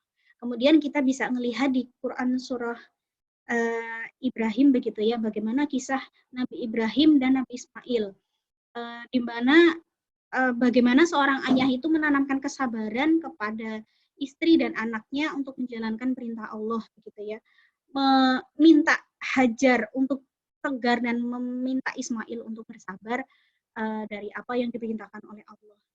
Kemudian ada juga kisah tentang Nabi Nuh dan anaknya yang tidak mau naik ke perahu begitu ya. Kemudian ada Quran surah Yusuf, juga ada tentang kisah Nabi Zakaria yang mendidik dan membesarkan Maryam. Kemudian ada juga kisah Yakub ya. Begitu krusialnya peran ayah di dalam mendidik anak hingga menjelang sakaratul maut, seorang ayah memastikan sejauh mana keberhasilannya mendidik anak dengan bertanya. Jadi ketika menjelang sakaratul mautnya, Yakub itu masih menyempatkan bertanya, apa yang kamu sembah sepeninggalku? Itu kepada anaknya. Itu ada di Quran surah Al-Baqarah ayat 133 gitu ya. Jadi Yakub menanyakan kepada anaknya dan mereka menjawab, kami akan menyembah Tuhanmu dan Tuhan nenek moyangmu Ibrahim, Ismail, Ishak, yaitu Tuhan yang Maha Esa dan kami hanya tunduk dan patuh kepadanya. Betapa di sini begitu banyak termaktub di dalam Quran ya kisah tentang ayah dan anak, dan bahwa memang ayahlah yang berperan utama untuk menanamkan tauhid kepada anak. Dan terutama memang sudah kami sampaikan di pertemuan-pertemuan berikutnya bahwa titik krusial penanaman tauhid kepada anak itu ada di usia sampai 7 tahun begitu ya, dimana ketika mulai usia 7 tahun mestinya penanaman tauhid itu sudah dasar-dasar tauhid itu sudah tuntas di anak-anak karena mereka sudah akan memasuki fase akil balik, di mana mereka seharusnya sudah mulai belajar untuk menyadari mereka akan dikenai kewajiban syar'i sebagai seorang muslim. Mereka akan dikenai kewajiban memikul dosanya, begitu ya, memikul segala perbuatannya, sehingga apa-apa yang menjadi pondasi mestinya sudah beres ketika mereka menginjak 7 tahun. Itu kenapa memang ya sering sekali kami ingatkan kepada ayah bunda, plan-plan hidup, plan-plan untuk mengembangkan karir untuk ayah bunda begitu ya, itu mestilah disesuaikan dengan usia anak begitu ya. Seperti yang ayah Adi tadi katakan bahwa karir, uang itu bisa dikejar, tapi membersamai anak ini masanya tidak lama, hanya sebentar. Maka kita bersabar dulu sampai usia anak akil, kita mengantarkan anak sampai dia mencapai akil balik, maka kita kemudian bisa melepas mereka dan kita bisa mengejar apa yang seharusnya kita kejar, yang tadinya kita tunda dan kita prioritaskan untuk anak. Sebagaimana saya dalam mengembangkan bisnis juga di awal-awal ini ketika anak-anak masih kecil, maka kami mengerem dulu, tidak ngegas gitu ya, langsung berinovasi, kemudian ekspansi bisnis yang sebegitu demikian besarnya dan membuat saya begitu sibuk dan melupakan anak. Tapi saya ya punya rem begitu ya, bahwa saya di titik ini dulu nih gitu. Karena prioritas utama masih anak-anak. Anak-anak usianya masih belum bisa mencapai balik sehingga kita mempunyai prioritas pertama. Begitu juga yang kami harapkan juga kepada ayah bunda yang mempunyai anak masih kecil, masih belum balik, maka alangkah baiknya ketika kita memang punya prioritas utama membersamai anak, terutama tauhidnya di usia 1 sampai usia 7 tahun ini, sehingga tuntas begitu ya. Kalau kita melihat kisah-kisah begitu ya, bagaimana powerfulnya seorang ayah untuk anak itu ada banyak begitu ya. Dan salah satu buku rekomendasi yang memang kita rekomendasikan untuk ayah bunda untuk bisa baca itu ada satu buku judulnya Ada Cinta di Rumah Al-Banna begitu ya. Itu mengangkat kisah seorang ayah yang sangat luar biasa bernama Hasan Al-Banna, seorang tokoh pergerakan di Mesir begitu ya, di mana beliau itu sudah sangat sibuk dengan kegiatan politik dan dakwahnya, tetapi masih sempat-sempatnya membelikan roti untuk anak-anaknya di taman kanak-kanak begitu ya. Dan di tengah kesibukan beliau yang luar biasa, beliau masih sempat-sempatnya membelikan buku bacaan tentang kisah Salahuddin Al-Ayyubi untuk anak beliau, untuk menggantikan komik-komik yang dibaca sama anaknya gitu ya. Dan di tengah kesibukan dakwah, beliau menuliskan sejarah kelahiran anaknya, beliau masih juga mengarsipkan riwayat penyakit anak. Jadi beliau itu punya arsip-arsip khusus untuk anak begitu ya, yang mulai dari pendidikan, mulai dari sejarah kelahiran, kemudian penyakit, dan juga misalnya anak itu alergi apa, anak itu makanannya, asupan makanannya apa, itu ditulis dengan rinci begitu ya, sampai juga mengarsipkan riwayat pendidikan, seperti halnya kalau sekarang mungkin portofolio anak ya, jadi perkembangan pendidikan anak tidak saja kayak pendidikan formal, tapi ya hal-hal yang berkaitan dengan prestasi gitu ya, dan bakat dan sebagainya begitu ya, itu beliau portofoliokan. Jadi betapa luar biasanya peran ayah di sini sampai sedetail itu mengurus perkembangan anak begitu ya. Seperti itu, dan beliau juga mengajarkan sampai hal terkecil bagaimana beliau mengajarkan habit-habit di dalam rumah, bagaimana ketika sudah maghrib anak-anak diajak untuk membaca Al-Quran gitu, bahkan sampai hal terkecil, sunnah terkecil yaitu memakai sandal keluar rumah, itu beliau sangat memperhatikan itu kepada anak-anaknya, karena memakai sandal itu juga salah satu sunnah ya, itu memakai sandal keluar rumah begitu, dan beliau sangat mengajarkan itu kepada anak-anak gitu ya. Nah kemudian ada hal-hal yang mungkin tidak semua kondisi rumah tangga ayah di rumah gitu ya, ayah bisa ada setiap hari, tapi mungkin ada rumah tangga yang suaminya jauh gitu ya. Itu kita bisa, saya pernah menuliskan di story Instagram begitu ya. Kita akan membahas sedikit saja ya, membahas kisah tentang long distance parenting gitu ya. Bagaimana ketika ayah jauh secara fisik, tetapi peran ayah itu tetap ada begitu ya. Itu kita bisa melihat dari kisah seorang ulama besar, yaitu kisah Abdul Aziz ya. Ayah dari Umar bin Abdul Aziz, bagaimana beliau itu melepas anaknya menuntut ilmu ke Madinah, sementara ia tinggal di Mesir ya. Jadi Abdul Aziz itu menitipkan anak kepada seorang ulama besar Madinah bernama Sholih bin Kaisan rahimahullah begitu ya. Sholih bin Kaisan adalah guru yang begitu memperhatikan anak didiknya, Umar bin Abdul Aziz. Sholih tidak mau Umar terlambat sholat wajib walau hanya sekali. Suatu saat, jadi ada kisah begitu ya, suatu saat Umar ini terlambat sholat. Sholih tidak membiarkan hal ini terjadi begitu ya.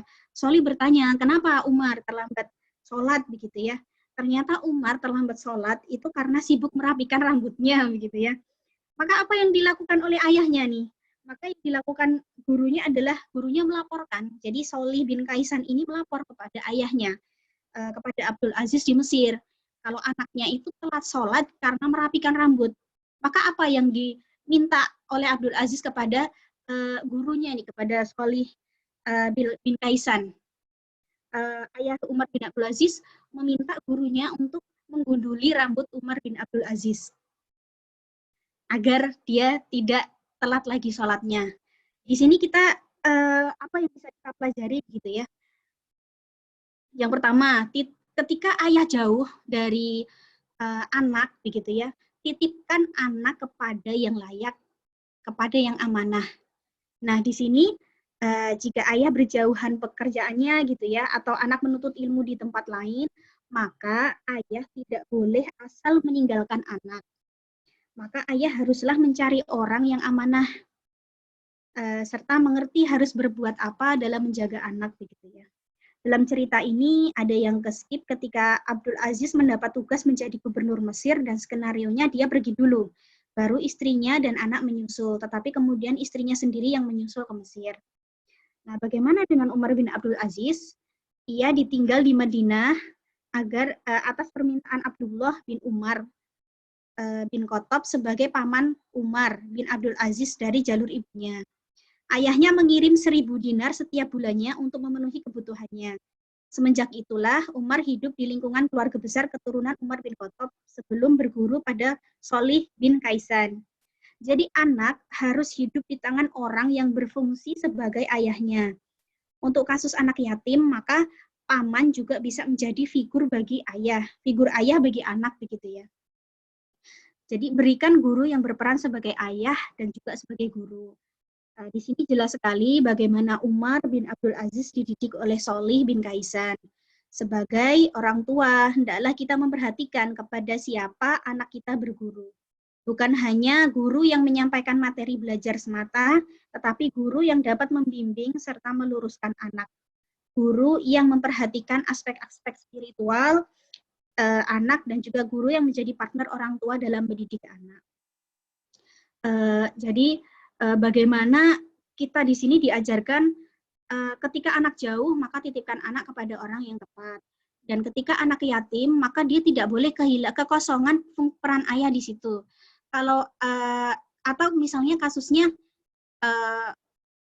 ini ya perceraian begitu ya, itu tetap harus hadirkan sosok ayah begitu ya. Jangan sampai kemudian perceraian membuat ayah dan anak tidak connected gitu ya. Ketika memang masih bisa menjalin hubungan baik, maka jalin hubungan baik dan bagaimanapun fungsikan peran ayah di dalamnya jangan sampai kosong gitu ya. Tapi kemudian ketika kondisinya yatim, maka hadirkan sosok ayah, di mana di sini bisa digantikan oleh paman atau ya adik dari ibu atau kakek begitu yang juga bisa mengasah peran-peran keayahan dan mendidik peran-peran keayahan kepada anak seperti itu. Jadi kurang lebih itu ya yang bisa saya tambahkan begitu. Satu hal lagi, ketika ibu-ibu di sini ada yang membesarkan anak tanpa kehadiran seorang suami, jangan berkecil hati karena ada begitu banyak kisah ulama besar yang hidup menghidupi anak, membesarkan anak sendiri tanpa suami, dan itu tercetak banyak ulama-ulama besar. Kita contohkan ada Imam Hambali yang dibesarkan oleh sang ibu, mulai belajar hadis pada usia 15 tahun dan dia ditinggal ayahnya ketika dia masih kecil gitu ya. Kemudian Imam Syafi'i, ini kisah yang legend juga, bagaimana Imam Syafi'i dibesarkan oleh ibunya, sementara ibunya itu seorang yang fakir miskin begitu ya. Tetapi ibunya punya effort yang luar biasa untuk bagaimana anakku ini bisa mendapatkan pendidikan yang layak, berguru kepada guru yang layak, pada syekh yang layak. Kemudian yang kisah yang masyhur ketika Imam Syafi'i masih kecil, ketika dia mau berangkat untuk menimba ilmu, ibunya memberikan bekal 400 dinar. 400 dinar ini kalau 400 dirham. Nah, 400 dirham ini kalau dirupiahkan sekarang mungkin sekitar 1.400.000 sampai 1.600.000 begitu ya. Bagaimana pada saat itu kondisi ibunya yang miskin tapi masih mengusahakan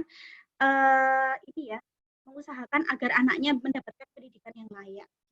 Tapi ketika Imam Syafi'i bertanya kepada ibunya, berikan kepada saya satu nasihat ibu, maka ibunya Imam Syafi'i hanya mengatakan jujur, jangan berbuat dusta begitu ya. Sampai ketika di perjalanan Imam Syafi'i dirampok begitu ya, rombongan Imam Syafi'i dirampok dan perampoknya nanya sama Imam Syafi'i, apa yang kamu bawa? Imam Syafi'i berkata jujur, saya membawa 400 dirham begitu ya, sampai perampoknya ini ketawa gitu. Ini anak kecil mau ngebohongin nih, masa anak kecil segitu bawa uang 1,5 juta ya, 1,5 juta di jalan gitu ya. Tapi ternyata setelah ditanya kembali, benar Imam Syafi'i mengeluarkan uang dan perampoknya terheran, kok kamu bisa jujur begitu ya, kenapa kamu jujur, kenapa kamu nggak bohong gitu ya. Kemudian Imam Syafi'i berkata, ini adalah nasihat ibuku untuk tidak berbohong, tidak berdusta begitu. Dan oleh karena itu justru menghadirkan hidayah untuk para perampok ini yang akhirnya memeluk Islam begitu. Betapa luar biasanya meskipun absennya sosok ayah begitu ya ketika untuk anak-anak yatim, tetapi masih bisa menghasilkan ulama-ulama besar gitu ya, diasuh oleh ibu dan juga dititipkan pada orang-orang yang tepat, yaitu kepada para ulama, kepada para syekh yang memang mengajarkan begitu ya. Dimana kalau pengajaran zaman dulu itu untuk belajar dengan syekh itu mungkin tidak seperti sekolah sekarang yang hanya kemudian bertemu dengan guru di kelas, tetapi bagaimana kemudian seorang murid itu belajar tidak hanya ilmunya, tetapi belajar adabnya juga. Mereka membersamai syekhnya kemanapun begitu ya, berkhidmat kepada syekhnya. Ketika syekhnya safar kemana untuk berdakwah, maka anak didiknya ikut dan dia mempelajari adabnya, adab syekhnya, kemudian sifatnya, kemudian yang terakhir juga ilmunya begitu ya. Bagaimana kemudian ini juga menjadi salah satu perwujudan ayah dalam sosok lain begitu ya, meneladani sikap dan sebagainya ya, tidak sekedar guru yang hadir di kelas tapi juga sosok yang memang hadir untuk menjadi teladan dalam hidup seperti itu. Jadi mungkin itu saja yang saya tambahkan, mungkin selanjutnya bisa kita mulai untuk diskusi dengan ayah bunda sekalian gitu ya. Silakan MC. Terima kasih Dr. Adit dan juga Bunda Iva atas ilmunya pada malam hari ini. Sudah masuk beberapa pertanyaan. Mungkin ini pertanyaan yang mungkin sedikit terjawab dari tambahan dari Bunda Iva tadi, tapi mungkin akan ada Dr. Adit yang akan menambahkan. Dari Ayah Anggit Wijaya. Terima kasih Dr. Adit untuk sharingnya, luar biasa. Jadi refleksi yang kuat untuk menjadi ayah yang sebenar-benar ayah. Saya Anggit, seorang ayah dengan 2 anak.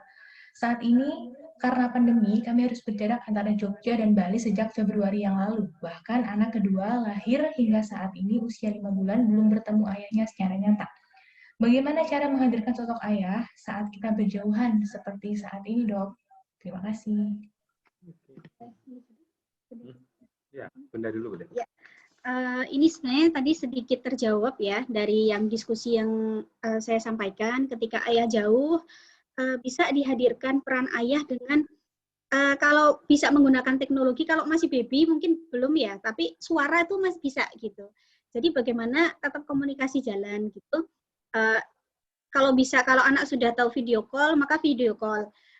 Juga menanyakan gitu ya. Selain memang kehadiran secara virtual, itu kehadiran secara psikologis juga bisa diupayakan oleh ibunya. Bagaimana kemudian ketika ayahnya tidak ada, ibunya menyampaikan dialog-dialog seperti misalnya ketika anak sedang makan, ibunya berdialog, Masya Allah ya nak, kita bisa makan hari ini karena rezeki dari Allah yang dititipkan kepada ayah yang bekerja untuk kita, ayah yang mencari rezeki untuk kita gitu.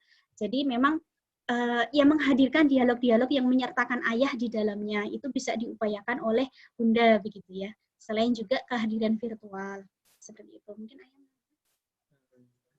Ya cukup ya. Saya tahu sudah sudah banyak terjawab. Cuma prinsipnya ya tadi sih pinter-pinter ibunya untuk bisa sounding soal ayah, membentuk image positif soal ayah gitu kan. Jadi ya sudah disesuaikan dengan umur anak gitu. Prinsipnya tadi munculkan image positif soal ayah belum bisa pulang gitu kan, ayah sebenarnya sayang sama adik, ayah bla bla bla dan sebagainya, ayah itu baik dan sebagainya, ayah itu kangen sama adik dan sebagainya, pengen banget ketemu tapi belum bisa, terus ya tadi video call, dilihatin fotonya, didengerin suaranya gitu kan, itu ayah gitu dan sebagainya. Itu ya peran penting Bunda di sini sangat vital gitu, bagaimana tetap menimbulkan kehadiran seorang ayah sebisa mungkin gitu kan, terus kemudian juga pada akhirnya menimbulkan kerinduan terhadap ayah gitu. Jadi kan ada ya, sama seperti kita ya, kita tuh nggak pernah kan ketemu sama Rasulullah ya, tapi kan Masya Allah rindunya luar biasa kepada Rasulullah, karena kita tahu gitu, karena beliau itu sayang banget sama kita gitu. Rasulullah itu sangat cinta sama kita, sangat perhatian sama kita, dan sangat luar biasa untuk diteladani. Itu kan bikin kita kangen. Padahal ya dengar suaranya nggak pernah gitu, lihat wajahnya nggak pernah gitu, digambar juga nggak boleh kan Rasulullah itu. Makanya tapi karena image yang kemudian dibentuk lewat sirah Nabi, lewat Al-Qur'an, itu yang membuat kita cinta, rindu sama Rasulullah. Itu seperti itu sih. Ya, ampun. Baik, begitu jawabannya. Semoga bisa menjawab pertanyaan dari Ayah Anggit ya. Ini ada pertanyaan lanjutan dari Bunda Mutiara. Kalau kasusnya untuk single parent gimana dok? Sedangkan kita belum menemu second circle yang pas untuk menggantikan figur ayah. Ya, untuk single parent tadi mungkin udah dibahas sama Bunda ya. Cuma nambahin aja prinsipnya gitu. Yang paling penting kan perannya sebenarnya ya. Peran laki-laki tadi. Gitu. Kalau banyak kasus sebenarnya kan memang idealnya memang kemudian ada ayah pengganti ya gitu, menikah lagi dan sebagainya, itu kan ideal. Cuma ketika memang tidak bisa, ya tadi bisa diwakilkan dengan sosok laki-laki yang lain. Misalnya bisa adik kita gitu kan, pamannya anak gitu kan, omnya anak gitu, atau mungkin bisa jadi Pak D-nya anak gitu, bisa jadi mungkin ada saudara lain yang bisa menjadi sosok seorang ayah di situ. Itu kan sama dengan sirah Rasulullah SAW ya gitu. Jadi ketika ayah Rasul tidak ada gitu, sosok peran ayah itu kan nggak hilang gitu. Jadi peran ayah yang kemudian tadi man of vision, mission dan sebagainya, terus kemudian yang untuk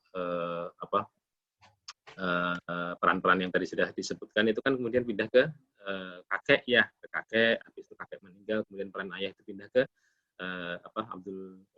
Abu Thalib ya, ke paman beliau. Jadi kan itu sosok peran ayahnya itu ada. Mungkin memang tidak seideal ketika memang ayahnya sendiri ya, ayah biologis yang hadir di sana, tapi ya tadi minimal peran ayah itu ada, karena yang paling penting itu perannya gitu. Yang paling krusial itu perannya, bagaimana agar walaupun tanpa ayah maskulinitas tetap terbentuk, walaupun tanpa ayah brave, courage gitu, keberanian anak itu tetap terbentuk, ego dan individualitas anak itu tetap terbentuk. Itu bagaimana itu tetap terbentuk walaupun mungkin ayah biologisnya memang mungkin tidak ada gitu kan.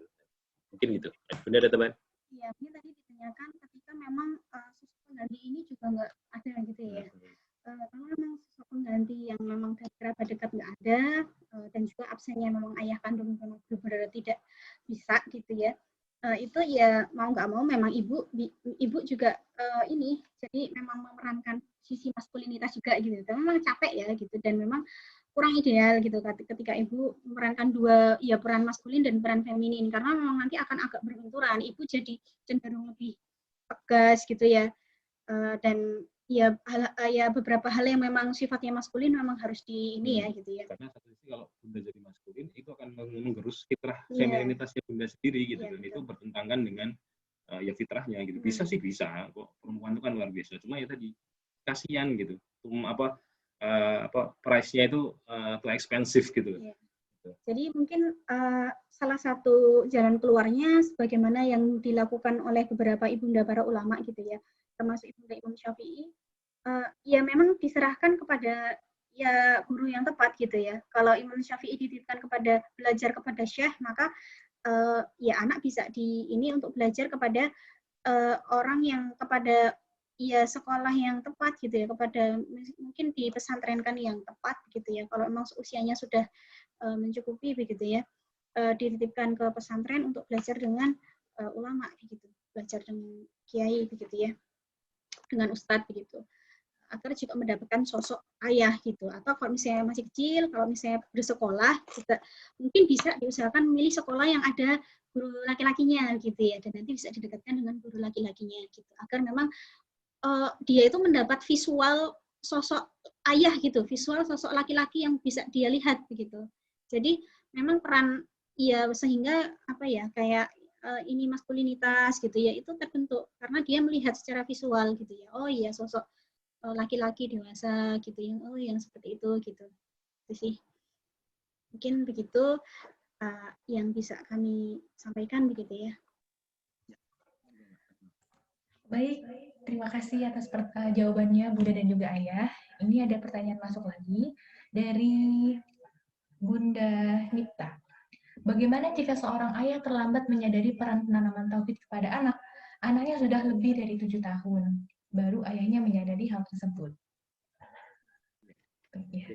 Bismillah, saya coba jawab. Ya kalau memang memang terlambat, ya tidak masalah gitu. Artinya ya lebih baik terlambat dibandingkan tidak sama sekali gitu. Jadi memang ya tadi memang kita harus catch up ya, artinya yang dibayar itu kan kayak hutang ya. Harusnya kan memang sejak kecil kan memang sudah dikenalkan.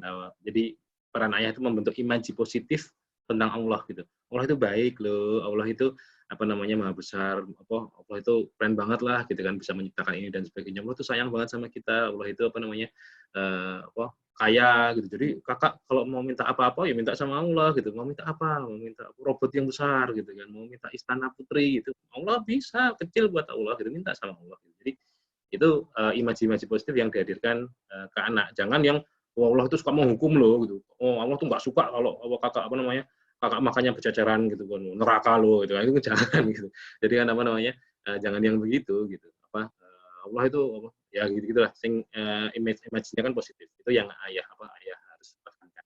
Nah, jika memang terlambat, nah masalah 7 tahun juga maksudnya termasuknya nggak yang terlambat banget gitu. Jadi mulai harus diupayakan gitu, dibentuk image yang positif terhadap tentang Allah, tentang Rasulullah, tentang Islam, tentang Al-Quran, tentang everything about Islam, itu dibentuk image positifnya. Dan yang paling penting ya kita sendiri harus punya image positif juga lah gitu. Gak bisa kalau kita orangnya menggugat takdir Allah gitu, wah ini ya Allah gitu kan, mungkin kita belum selesai dengan diri sendiri tapi kemudian mau membentukkan image positif kepada anak ya susah gitu. Jadi itu nggak masalah terlambat gitu, kita bayar utang, kecap gitu kan. Bahkan ketika terlambatnya mungkin ketika anak sudah balik, misalnya sudah 18 tahun ya mungkin memang banyak yang utangnya kan banyak banget ya, tapi ya tadi yuk bayar utang.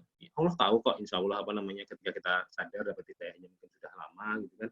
Ya kita bayar gitu. Apa yang kita bisa sama anak kita gitu. Bagaimanapun kan itu anak kita. Bagaimanapun yang ditanya besok di akhirat itu kita gitu soal anak kita. Jadi ketika ya alhamdulillah kita masih bisa diberi hidayah sama Allah gitu, untuk menanamkan nilai kita itu gitu kan. Jadi ya utangnya dibayar gitu kan. Allah tahu bahwa kita sungguh-sungguh pengen bayar utang gitu. Allah bantu gitu insya Allah. Kemudian ada tambahan? Mungkin itu saja, dan apalagi ketika misal anaknya sudah usia 7 tahun, tidak jumping, tidak kemudian kita mengajarkan dari ketika usia 7 tahun, memang harus dari awal, karena itu ibarat hutang itu ya harus dicicil dari fondasinya begitu ya.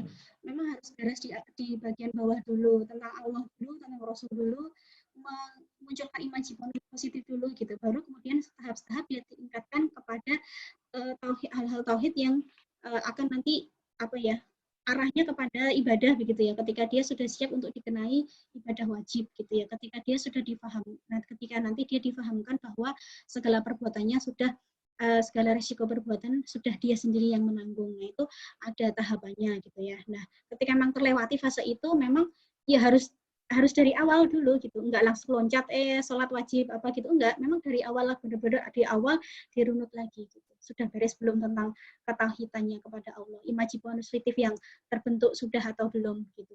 Itu baru kemudian pelan-pelan ditingkatkan sampai kepada nanti pemahaman kepada dia untuk agar dia siap menghadapi fase akil balik, fase mumayyiz, fase ketika segala dosa dan perbuatan dia sendiri yang menanggung, fase di mana ibadah itu sudah menjadi sebuah kewajiban bagi dia, seperti itu. Terima kasih atas jawabannya Bunda dan juga Ayah. Ini ada satu pertanyaan lagi ya. Bagi seorang anak yang sudah besar dan bahkan sudah memiliki keluarga dan bahkan anak, tapi masih memiliki luka masa lalu atas kehadiran ayah yang tidak sebagaimana mestinya. Bagaimana baiknya seorang anak tersebut harus bersikap? Terima kasih dokter dan juga Bunda. Ya, teman Mbak Retno. Jadi terima kasih juga atas pertanyaannya. Ini memang bahasan yang luar biasa ya. Kemarin juga di sesi 2 saya bilang kayaknya memang perlu bahas tersendiri gitu. Semua memang ya kita juga mungkin kapasitasnya belum terlalu mumpuni untuk membahas itu. Psikolog ya biasanya yang lebih kompeten. Cuma ya kita sudah pernah ikut trainingnya, kita juga banyak ngobrol banyak sama pakarnya terkait ini gitu. Itu kan memang terkait dengan luka pengasuhan ya. Gitu. Ada yang bilang soal istilahnya inner child dan sebagainya itu ya beda-beda. Cuma prinsipnya kan memang ada luka pengasuhan waktu kecil gitu kan, ayahnya mungkin tidak sesuai dengan yang diharapkan, entah mungkin kasar, entah mungkin ayahnya sama ibunya juga tidak baik dan sebagainya. Itu ya sikap anak ya tadi berusaha untuk memaafkan. Big picture-nya seperti itu. Berusaha untuk memaklumi gitu. Jadi kita nggak memaafkan pun kan juga tidak akan berubah. Gitu. Kita tidak memaklumi pun juga tidak akan berubah. Yang paling penting itu bukan gimana caranya ayah kita itu merasakan luka yang sama dengan dulu yang kita rasakan, gitu. Tapi yang paling penting adalah bagaimana luka kita itu sembuh, luka itu terobati. Gitu. Yang paling penting kan memang diri kita ya. Kita memahami misalnya begini, kita bikin justifikasi lah, bukan justifikasi, kita memaklumi. Oh mungkin ayah paling gampang begini, kenapa sih ayah kok begitu? Kenapa sih kok ayah kasar sama bunda misalnya ya? Ayah kita gitu suka mukul bunda misalnya gitu. Kenapa sih kok ayah begitu? Oh ternyata ayah dulu juga dididiknya seperti itu, kasar sekali kakek saya gitu.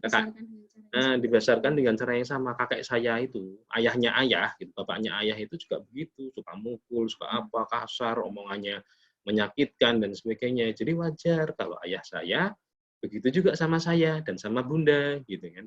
Itu pemakluman gitu. Tidak membenarkan tidak, cuma kemudian kita kita maklum lah ayah karena ayah nggak punya referensi cara parenting yang lain gitu. Ya gitu. Jadi ketika kita memaklumi ya sudahlah saya maafkan ayah karena wajar lah gitu. Maksudnya make sense mungkin kajian parenting juga nggak banyak kan, ayah kita tuh, orang tua kita tuh taunya cara mengajar dari cara dia diajar dulu gitu kan. Kalau sekarang kan kita bisa punya role model yang lain ya gitu. Ketika kita dididik dengan kasar, keras dan sebagainya, tapi kemudian kita bisa sekarang kan dengan medsos dan sebagainya, dengan akses info yang luar biasa luas gitu, kita bisa ngecek ternyata ada loh model parenting yang nggak seperti ayah saya gitu. Jadi kan bisa kan. Tapi prinsipnya tadi memaafkan. Karena ya tadi selama kita luka pengasuhan itu masih ada kan berat nanti, takutnya jatuhnya nyurun ke anak kita juga yang akhirnya diperlakukan sama oleh kita seperti bagaimana ayah kita memperlakukan kita gitu. Itu kan saya tuh beberapa kali bikin status ya terkait dengan tadi ada quote bagus ya, what you heal in yourself you heal in your family line gitu. Apa yang kamu sembuhkan dalam diri sendiri itu kamu sembuhkan dalam alur keluargamu itu loh. Ketika ya istilahnya mungkin kalau istilah sekarang keluarga yang toksik gitu kan, keluarga toksik yang pemarah, kasar dan sebagainya gitu, itu turun temurun itu epigenetik. Jadi nggak ada gennya, mungkin cuma turun temurun jadi culture di keluarga.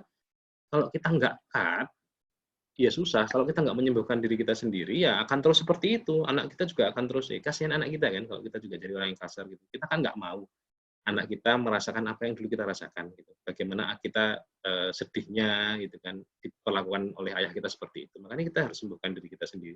Gitu. Selebihnya ya minta pertolongan dari Allah gitu kan. Untuk menyembuhkan luka. Nggak gampang memang menyembuhkan luka, itu bisa jadi sangat dalam gitu. Kalau di sesi penyembuhan inner child gitu, kalau luka pengasuhan gitu sampai muntah-muntah itu banyak sekali peserta yang ketika sharing soal itu sampai muntah-muntah gitu, karena memang lukanya begitu dalam gitu. Lukanya begitu dalam, tertumpuk sekian tahun gitu kan, dendam sama orang tuanya, sama ayah, sama ibunya, nggak selesai gitu. Dan itu kan nggak akan pernah selesai kalau nggak kita sendiri yang memulai untuk mencoba mengobati. Bismillah, mudah-mudahan lukanya bisa membaik. Akhirnya kita tadi, what you heal in yourself, you heal in your family line. Gitu ya. Mungkin Bunda ada tambahan? Iya, jadi yang pertama yang ketika memang masih merasa seperti itu, hal pertama yang harus diupayakan dan bisa diupayakan itu memang mendekatkan diri sama Allah. Gitu ya. Kita kembali melihat lembaran-lembaran hidup kita, apa yang sekiranya memang tidak produktif untuk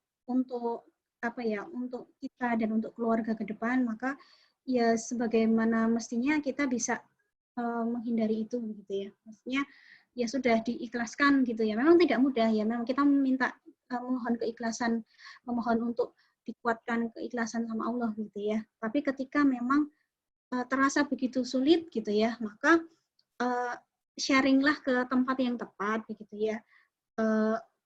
Kalau saya saran ya memang ke psikolog gitu yang memang benar-benar punya license praktek ini ya, itu ya. Jadi tidak sembarang curhat ke orang, karena ya sekarang nuwun sewu banyak yang kemudian memang membahas tentang inner child dan seolah seperti expert gitu ya.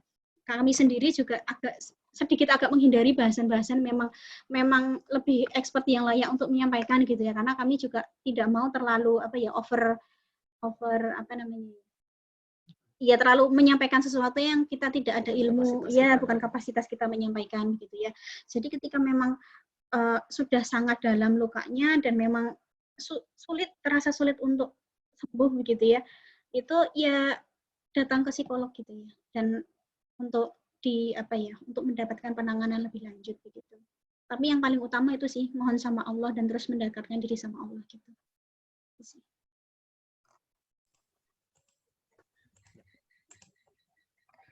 Ya, begitu ya. Semoga bisa menjawab pertanyaan dari Bunda Ayah. Ada satu pertanyaan lagi, boleh Bun? No? Ya, silakan. Ya. Ada suatu keluarga, di mana suatu keluarga itu ada suatu waktu seorang ayah ini keluar dari agama Islam. Nah, apakah perlu melakukan pembatasan peran ayah? Dan kalaupun perlu, sampai batas apa peran ayah tersebut? Terima kasih. Terima kasih atas pertanyaannya. Kompleks ya kalau ini ya. Ini yang terlibat sebenarnya juga mungkin banyak ya. Tapi prinsipnya ya tadi, karena salah satu peran vital ayah itu adalah soal penanaman iman dan akidah, dan di situ kan jelas tidak bisa dilakukan sama ayah biologisnya ya. Jadi memang hal-hal itu yang harus kemudian harus segera dicarikan pengganti. Orang-orang yang kira-kira bisa mengisi peran itu, entah mungkin pamannya, entah pakdenya, entah kakeknya, entah ustadz tertentu yang memang kita plot untuk jadi pengisi untuk iman akidahnya itu gitu. Itu sih. Kalau yang lain-lain kemudian yang tidak berkaitan dengan dengan akidah, tauhid, itu kan masih sangat-sangat bisa, dan memang itu juga jadi sarana untuk tetap bagaimanapun mau non muslim itu kan tetap ayah kita, tetap harus dihormati, tetap harus disayangi, ya harus jadi tempat kita berbakti gitu. Jadi kan peran-peran yang lain tetap harus diupayakan juga untuk seperti membantu ego dan individualitas, terus kemudian untuk untuk kemudian tadi sang raja tega, pendidik ketangguhan, itu kan maskulinitas, terus itu yang memang masih bisa. Tapi yang penting tadi iman dan akidah bukan sekedar jangan ke ayahnya, tapi segera dicarikan penggantinya gitu. Jadi jangan sampai itu kosong gitu. Kalau kosong itu mudah terisi gitu. Jadi makanya sebelum diisi orang lain, sebelum diisi ayah biologisnya, isilah dengan orang lain gitu, biar bangkunya itu nggak kosong gitu. Itu sih prinsipnya begitu ya. Nanti kalau lebih detailnya kan bisa biasanya kan terkait dengan hal agama, bisa diobrolkan dengan ustadz yang mungkin kompeten terkait itu ya. Mungkin gitu. Udah deh teman. Ya, enggak Mbak Retno. Iya, alhamdulillahirrahmanirrahim. Terima kasih atas semua pertanyaannya. Ini ada satu pertanyaan lagi, Mbak. Oh iya. Ini japri ke saya gitu. Baik. Jadi ini ada pertanyaan dari Bunda Rehan ya. Ini gimana caranya agar anak mau menceritakan hal-hal yang dia tahu itu kesalahan, misalnya tadi di sekolah dimarahi sama ibu guru gitu karena pukul-pukulan sama temannya. Bagaimana intinya anak mau cerita gitu sama terutama hal-hal yang itu sebenarnya mungkin kesalahan dia gitu. Ya, ini ya Bunda coba. Ya, mungkin ini kali ya. Jadi bagaimana intinya sebenarnya bagaimana membuat anak itu percaya dengan kita gitu. Yang pertama adalah kita perhatikan reaksi kita gitu ya, Bunda. Kita hargai ketika anak jujur. Barangkali seringkali ketika ada titik di mana anak itu berpikir, oke, aku jujur kok dimarahin, aku mending nggak jujur aja gitu. Jangan sampai kita sampai di titik itu gitu ya. Ketika kita sampai di titik itu, maka untuk mengubahnya, membuat anak kembali percaya dengan kita itu tidak mudah gitu ya. Jadi kita harus peka kapan ketika memang anak berbohong gitu ya. Nah, itu yang pertama-tama harus kita perhatikan adalah reaksi kita, bukan reaksi anaknya gitu ya. Bagaimana ketika anak menyampaikan sesuatu yang tidak sesuai dengan apa yang sebenarnya gitu ya. Maksudnya kayak misalnya dia menyampaikan yaitu kayak tadi habis berantem di sekolah gitu, atau habis misalnya tadi aku nyuri ini gitu ya. Nah, bagaimana reaksi kita kepada anak lah yang akan terekam di diri dia, dan itu akan membentuk bagaimana dia ke depannya terhadap kita, keterbukaan anak kepada kita gitu ya. Ketika reaksi awal kita ketika dia jujur tapi dia melakukan kesalahan dan dia sudah jujur, maka yang pertama ya harus kita apresiasi jujurnya itu gitu, karena itu sangat mahal gitu ya. Ketika anak sudah berani jujur atas hal-hal yang memang sebenarnya dia tahu dia salah, tapi dia berani jujur sama orang tua, maka jujurnya itulah yang sangat mahal dan harus kita apresiasi gitu sih. Ketika memang kita kemudian fokus kepada kesalahannya dan kita marah, di titik itulah anak mulai punya insight bahwa oke, aku kalau jujur aku dimarahin, aku mending nggak jujur. Nah itu jangan sampai kita sampai kepada titik itu. Gitu. Ayo. Secara besar memang sudah disampaikan Bunda, cuma ya prinsipnya tadi sama sih. Soal keterbukaan anak ini adalah investasi jangka panjang. Kenapa sih banyak masalah kemudian terutama ketika anak mulai berinjak mendekati akil balik ya, mendekati remaja, usia remaja gitu kan banyak masalah ya. Entah masalah dari soal asmara, masalah pergaulan bebas dan sebagainya, masalah apapun lah gitu kan banyak. Mulai remaja itu kan memang khasnya banyak masalah ya. Itu ketika kita tidak membangun keterbukaan tadi dari awal, gitu juga itu akan lebih mudah, lebih potensi untuk kemudian terjadi masalah. Jadi prinsipnya adalah bagaimana caranya agar anak itu kalau ada apa-apa ceritanya ke saya, ke ayah atau ke bundanya, bukan lebih dulu, bukan ke ke temannya, bukan kemana dan itu memang dibentuk dari kecil. Dari intinya membangun kepercayaan pada anak, kedekatan emosional, terus kemudian tadi prinsipnya ayah bunda itu enak kok kalau diajak sharing gitu kan, responnya baik kok, nggak nyalain aku kok, nggak marahin aku kok gitu kan, terus kemudian tetap sayang aku kok walaupun aku aku nakal gitu misalnya begitu. Jadi itu investasi jangka panjang dan memang harus dibentuk dari kecil gitu. Dan yang paling penting tadi atensi. Seringkali begini ya, saya juga itu koreksi juga buat saya pribadi gitu, pasti banyak ketika anak cerita gitu, ketika anak ngobrol apa gitu, kita masih seringkali mendengarkan dengan sambil lalu ya, sambil HP-an misalnya, atau sambil mengerjain tugas apa gitu kan. Harusnya ketika anak memang punya intention gitu, mau cerita apa, stop the work gitu kan, pekerjaannya stop, apapun stop, dengarkan, apa eye contact, kemudian kalau bisa dipeluk gitu kan, kalau lagi cerita sedih gitu dipeluk dan sebagainya. Ya itu jadi investasi jangka panjang agar anak bisa kemudian kedepannya seterusnya gitu nek sambat ki karo bapak karo ibu gitu. Jadi ceritanya begitu. Karena itu kalau yang dekat sekali keluarganya kan sampai dewasa itu luar biasa gitu. Biasanya kan perempuan ya dekat sama ibu gitu kan. Walaupun udah punya anak 2, nih ada apa mesti telepon ibu Umi gitu kan. Aku tadi harus begini gitu kan, saya bilang misalnya gitu misalnya, itu karena kedekatan. Tapi banyak juga yang kemudian nggak terbentuk seperti itu karena memang culture-nya tidak dibentuk dari ya gitu. Iya tadi sih, terutama memang itu sih ketika anak menyampaikan sesuatu jujur melakukan kesalahan, yang pertama-tama tidak fokus ke kesalahannya, tapi fokus kepada dia sudah jujur dan apresiasi dulu, baru nanti kemudian koreksi kesalahannya menyusul gitu ya. Gitu. Apresiasi kejujurannya dulu. Karena itu yang paling mahal dari anak ketika anak sudah kayak anak berani jujur dengan orang tua, artinya anak percaya bahwa orang tua itu tempat teraman untuk melakukan pengakuan dosa begitu ya. Jadi jangan sampai kemudian itu terpental gitu ya. Itu yang paling mahal, anak jujur mahal.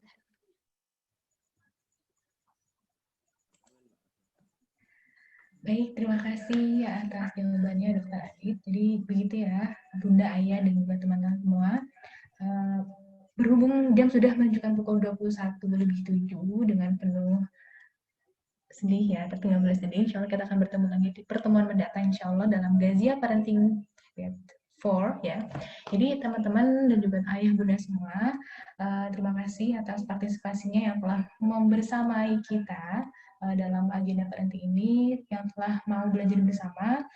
Semoga apa yang kita dapatkan pada malam hari ini bisa menjadi ilmu yang bermanfaat serta menjadi bekal kita untuk lebih menjadi sosok ayah yang lebih baik lagi ke depannya. Jangan lupa, ilmu ini jangan hanya kita simpan, tapi juga sampaikan kepada ayah-ayah di sana yang belum mengikuti Gazia Parenting ini. Seperti itu. Kalau gitu, marilah kita cukupkan dulu pertemuan kita pada malam hari ini dan mengucapkan darah. Alhamdulillah. Dan seperti biasanya, sebelum kita jumpa lagi di sesi selanjutnya, mohon teman-teman dan juga ayah bunda semua bisa menyalakan kameranya dan juga mic-nya boleh. Kita foto terlebih dahulu ya. Bunda Ayah mungkin mau menyapa teman-teman dan juga ini, silakan. Assalamualaikum, ada Putri. Masya Allah. Sudah siap? Silahkan Ayah bangkit, Bunda Lia, Bunda Iya, ada banyak ya. Bunda Widya, Bunda Lina, Ayah Zelfi, juga Bunda Lili untuk bisa menyalakan. Ada Mbak Widya, ada Mbak Lina, ada banyak ya. Iya, Masya Allah. Baik, sudah siap? Saya hitung mundur ya. 3, 2, mohon maaf. 1, 2. Oke, sekali lagi. 1, 2. Oke. Terima kasih ayah bunda semua. Kita tutup pertemuan kita pada malam hari dan mengucap doa kafaratul majlis. Subhanakallahumma wa bihamdika asyhadu an la ilaha illa anta astaghfiruka wa atubu ilaik. Ayah Aditya dan juga Bunda Iva, cukup ada yang disampaikan? Oke, terima kasih. Wassalamualaikum warahmatullahi wabarakatuh.